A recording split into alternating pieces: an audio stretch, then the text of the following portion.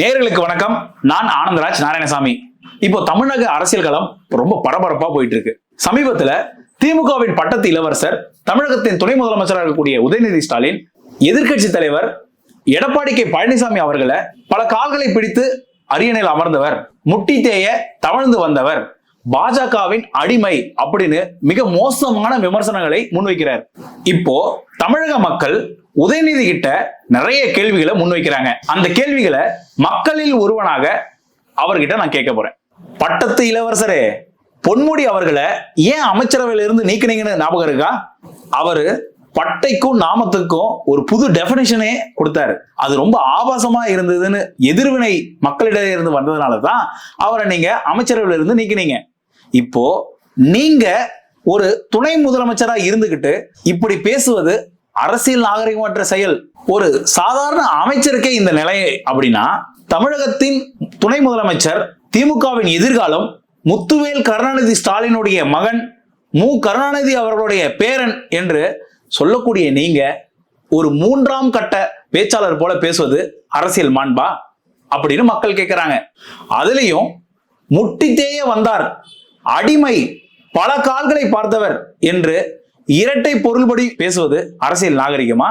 இப்போ நம்ம வரலாறு கொஞ்சம் திரும்பி பார்த்து யார் யார் காலை பிடிச்சாங்கன்னு நம்ம பார்க்கலாமா? ஏன்னா வரலாறு மிக முக்கியம். அமைச்சரு 1969 பேரறிஞர் அண்ணா இறந்த உடனே நெடுஞ்செழியன் தான் அடுத்த முதலமைச்சராக வருவாருன்னு நினைக்கிறப்போ புரட்சி தலைவர் எம்ஜிஆர் அவர்களுடைய கால்களை பிடித்து என்னை முதலமைச்சர் ஆக்குங்க அப்படின்னு கெஞ்சினது உங்களுடைய தாத்தா கருணாநிதி. அன்று புரட்சி தலைவர் எம்ஜிஆர் அவருடைய காலை பிடிச்சதுனாலதான் உங்க தாத்தா முதலமைச்சர் ஆனாரு. அவர் முதலமைச்சர் ஆனதுனாலதான் இன்று நீங்க துணை முதலமைச்சரா இருக்கீங்க. இப்படி அடுத்தவர்கள் காலை பிடித்துதான் பதவியில் அமர்ந்தது திமுக அப்படின்னு மக்கள் சொல்றாங்க. எம்ஜிஆர் அவர்களுடைய காலை பிடித்துதான் உங்க தாத்தா முதலமைச்சர் ஆனாரு அப்படின்றத நீங்க மறந்துடாதீங்க.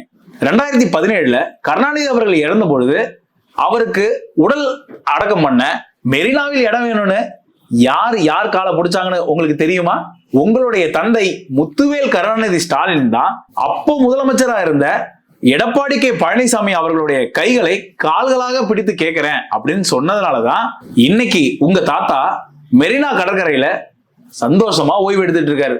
எதிர்க்கட்சி தலைவர் எடப்பாடி அவர்களை பாஜகவின் அடிமைன்னு சொல்லக்கூடிய நீங்க 2025 மார்ச் மாசத்துல உங்களுடைய நண்பரான ரித்தீஷ் அவர்களுடைய வீட்டுக்கு இடி ரைடு வந்துட்டாங்கன்ற பயத்துல உங்க அப்பாவை எப்பொழுதும் இல்லாம நிதி ஆயோக் மாநாட்டுக்கு டெல்லிக்கு போய் பிரதமர் மோடி அவர்களுடைய காலில் விழுந்து எங்க வீட்டுக்கு இடி ரைடு அனுப்பிடாதீங்க ஐயா அப்படின்னு ஒரு அடிமைத்தனத்துல இருந்தாருன்னு தமிழக மக்கள் பேசிக்கிறாங்க.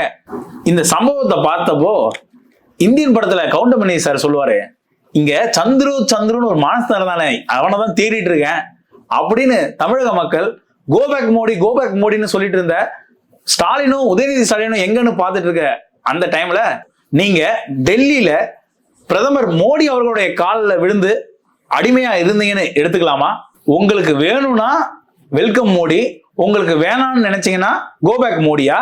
என்னங்க சார் உங்க சட்டம்? 1980 தமிழக சட்டமன்ற தேர்தல்ல அப்போ தமிழக காங்கிரசின் தலைவராக இருந்த மூப்பனார் அவர் தான் தமிழகத்துடைய முதலமைச்சர் வேட்பாளர் அப்படின்னு இந்திரா காந்தி அறிவிச்சாங்க. ஐயோ, இது என்னடா முதலுக்கே மோசமா ஆயிடுச்சு அப்படின்னு பதர்ன உங்க தாத்தா கருணாநிதி இந்திரா காந்தி அம்மையாருடைய காலை பிடித்துதான் தன்னை முதலமைச்சர் வேட்பாளராக அறிவிக்க வேண்டும் என்று சொல்லிய காரணத்தால் அவங்க கருணாநிதி தான் தமிழகத்தின் முதலமைச்சர் வேட்பாளர் என்று அறிவிச்சாங்க. இப்போ யார் யார் காலை பிடிச்சாங்க? எங்களுக்கு முட்டிலெல்லாம் பிரச்சனை இல்லைன்னு நீங்க சொல்றீங்க. மக்களுடைய கிட்னியை திருடி ஹம்மர் கார்ல போற உங்களுக்கு எப்படிங்க முட்டியில பிரச்சனை வரும்? அதெல்லாம் எடப்பாடி அவர்கள் போல மக்களோட மக்களாக சென்று அவங்களுடைய பிரச்சனையை கேட்டறிந்து படிப்படியா முன்னேறி உழைச்சு வந்தவங்களுக்கு தான் முட்டி பிரச்சனை, மூட்டு பிரச்சனைன்னு எல்லா பிரச்சனையும் வரும். உங்களுக்கு முட்டில எல்லாம் பிரச்சனை இல்லைங்க, மூளையில தான் பிரச்சனை. யார் மீது நீங்க இவ்வளவு கீழ்த்தனமான மோசமான விமர்சனங்களை முன்வைத்தீங்களோ அதே எதிர்க்கட்சி தலைவர் எடப்பாடி கே பழனிசாமி அவர்கள் தான் உங்க தந்தை மு க ஸ்டாலின் அவர்கள் மருத்துவமனையில் இருக்கும் பொழுது அவர் பரிபூர நலன் பெற்று வீடு திரும்ப வேண்டும் என்று சொல்லி பொதுக்கூட்டத்துல பாய் பாய் ஸ்டாலின் என்ற முழக்கத்தையும் தவிர்த்தாருன்னு தெரியுமா உங்களுக்கு? அதுதான் திமுகவுக்கும் அதிமுகவுக்கும் இருக்கக்கூடிய அரசியல் நாகரிகம். அதனால இப்படி ஒரு மூன்றாம் தர பேச்சாளர் மாதிரி பேசுறதை விட்டுட்டு ஒரு நல்ல அரசியல் மாண்பு இருக்கக்கூடிய ஒரு தலைவராக நீங்க பேசுவதுதான் உங்களுக்கும் திமுகவுக்கும் நல்லதுன்னு தமிழக மக்கள் சொல்றாங்க. மீண்டும் ஒரு காணொலியில் உங்களை சந்திக்கலாம். நன்றி, வணக்கம்.